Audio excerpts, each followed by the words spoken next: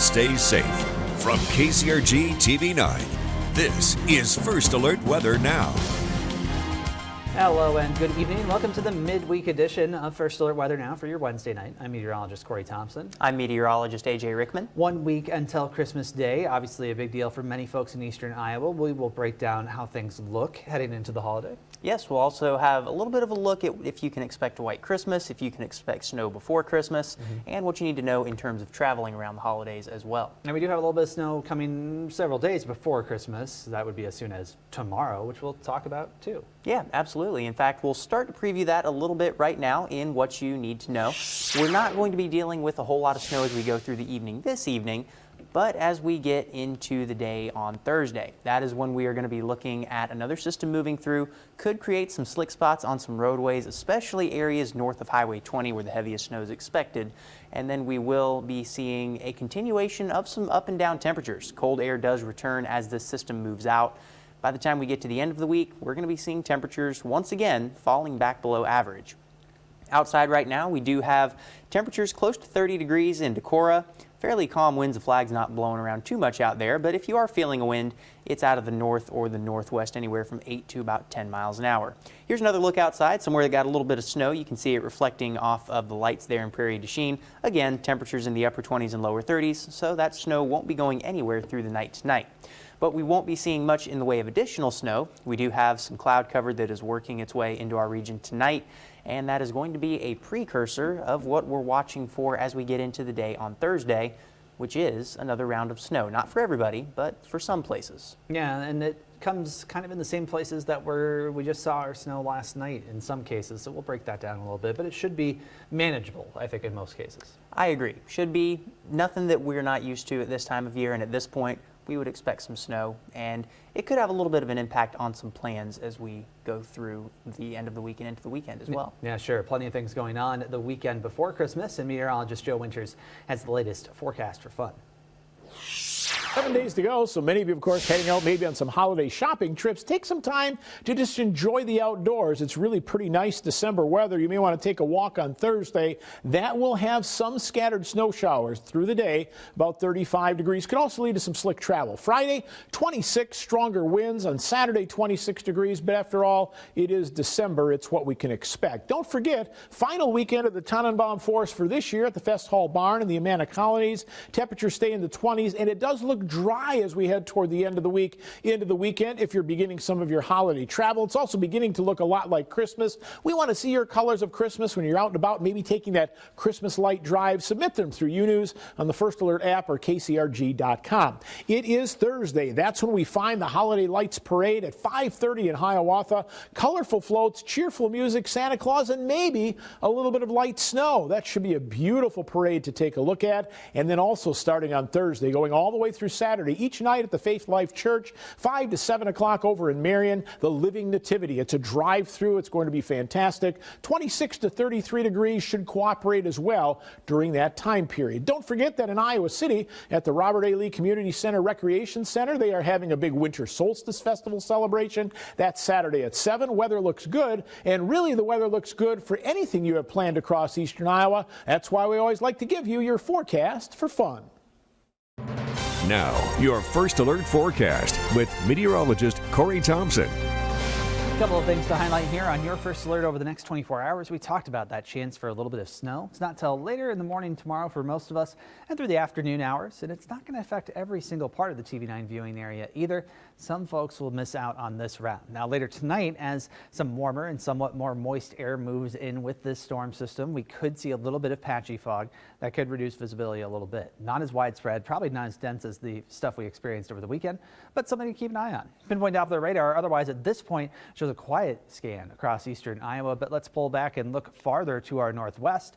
Here's our storm system located right about here in northeast Montana. The precipitation with this mostly falling on the northeast side of it. Notice that it curls around a little bit in front and then curls around a little bit in back too. Those two areas are what's going to affect most of the TV9 viewing area. The bigger, broader, heavier band of snow likely stays to our north. Now tonight in Coralville, quiet, traffic moving freely, lots of folks out doing a few of those last minute things before the holiday comes upon us. Temperatures in the upper 20s to around 30 degrees, with those winds out of the northwest though making it feel colder than that with the wind chill that we have. There's that low tracking to the southeast by about 10 o'clock, entering the Dakotas, and precipitation out ahead of it. Some mixed precipitation possible on the warm side of this. We'll show you where that may affect us here in eastern Iowa in just a second. But tonight, your first alert forecast calls for temperatures in the 20s, 20 in Charles City, 24 in Washington.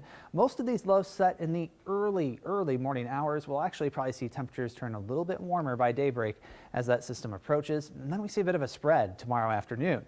30 in Prairie du Chien, 29 in Decorah, but compare that to 44 in Oskaloosa. That's why some of that mixed precipitation may happen in some of these in-between areas, and snow becomes likely elsewhere. Now, Pinpoint Futurecast tonight, keep bringing in more clouds. We already have a decent amount in place. If you don't already, more will be moving in, but those southerly winds ahead of the system will be bringing in some moisture. And like we said, some of those more mild temperatures too. By 7 o'clock, we're noticing a little bit of snow entering our northwest zone, tracking to the east and southeast. So by 9 o'clock, most areas along and north of Highway 20, seeing some of that snow taking place. Road conditions probably turning slick as soon as that snow starts to fall, much like we saw last night with that round of light snow. Doesn't take a lot to cause at least some slick spots. By 11, most areas still staying dry in the southwest half of the area, but more precipitation starts to fill in a little bit by the afternoon as that low tracks through. Notice it's more scattered though the farther southwest you go. It's those same areas north of Highway 20 that have the best shot at seeing more continual and sort of more repetitive areas of snow moving through. Now, as the system wraps up and moves on, some gustier winds should kick in by later Friday evening to Friday night,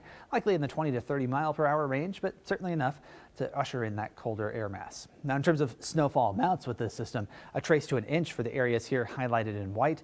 Now on the lower end, and probably a pretty good cutoff the farther southwest you go, 1 to 3 inches though for our northeastern communities. And the farther northeast you go toward Albuquerque County, Crawford County, and southwest Wisconsin, most likely to see those higher amounts. Now let's take a quick look at our Christmas travel outlook. Saturday, Sunday, both looking really good. If you're doing a long Christmas stay or heading somewhere far away via road, you will be in good shape. Late Sunday night to Monday, a little bit of rain snow mix possible across eastern Iowa before it moves on pretty quickly. Likely of fairly low impact there too. And Tuesday, Christmas Eve, we're good here in eastern Iowa. By Christmas morning, we're talking about some rain to our southeast, but we should stay dry here in the state and then likely keep that going through Christmas evening too. So some decent stuff to look forward to there in terms of travel conditions. Temperatures will turn colder behind tomorrow's storm system.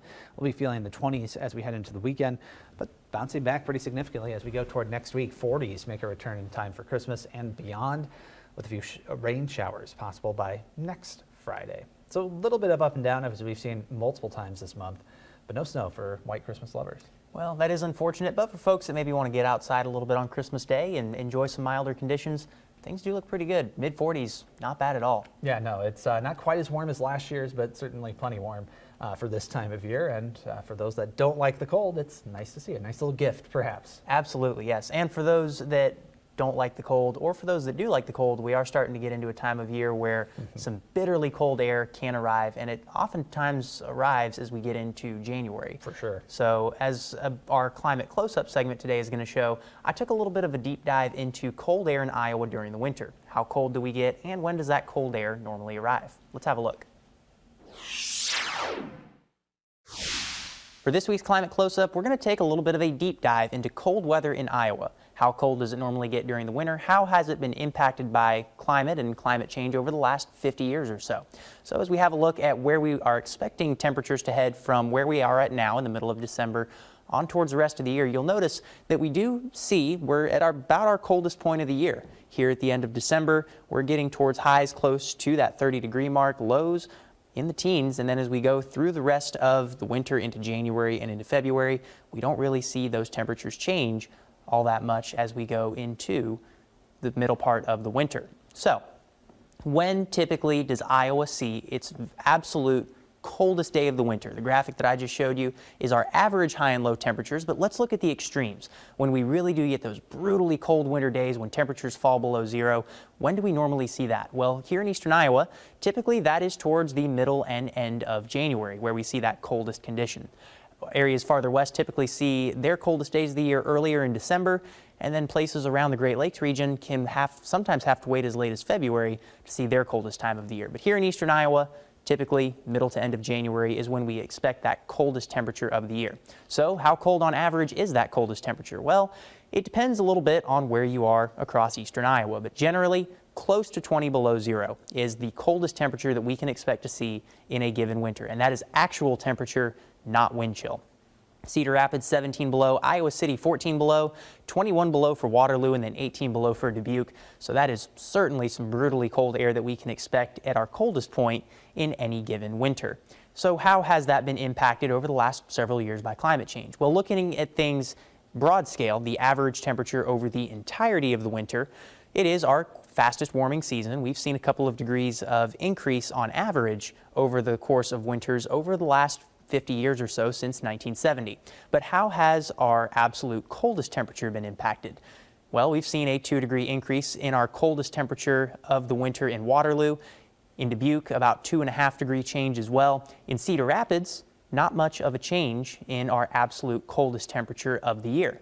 Been pretty constant since 1970. So what are the impacts as we do see extreme cold temperatures either not change a whole lot in the case of Cedar Rapids or in the case of Waterloo and Dubuque, rise a couple of degrees? Well, as we do see those extreme cold days become slightly less extreme, it does have the potential to disrupt the growth pattern and the growth cycle of nut and fruit trees that depend on extended periods of cold weather to produce the next year's crop. Some other things is that we do sometimes see decreased home heating demand during the winter, which can save you time and energy and money, rather, is the big thing, as we go through the winters. However, the other things that we can see, other impacts rather,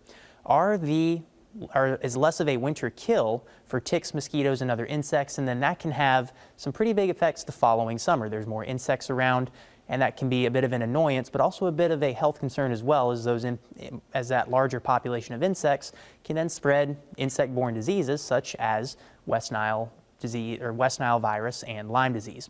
So that is just an overview of things that we can expect as we go through a given winter in terms of our climate and the coldest temperatures that we can expect, and then how we have seen those temperatures change over the last several decades and what kinds of impacts those changes can have.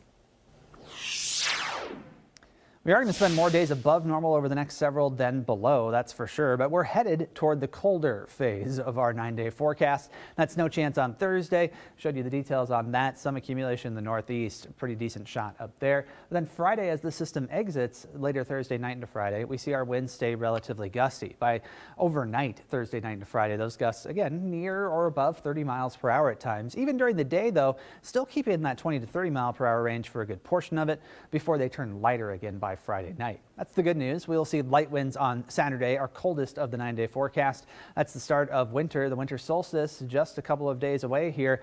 In fact, less than 3 days now, because it officially begins at 3:21 in the morning on Saturday, December 21st. Now looking ahead toward next week, things do get a little bit warmer. We see highs back into the 40s as we look ahead. In fact, our temperature trend generally keeps us on the warmer side. There's some more information about the winter solstice for you. Surprise. That would be when we get our shortest day as well. Sun is focused in the southern hemisphere in terms of direct sunlight.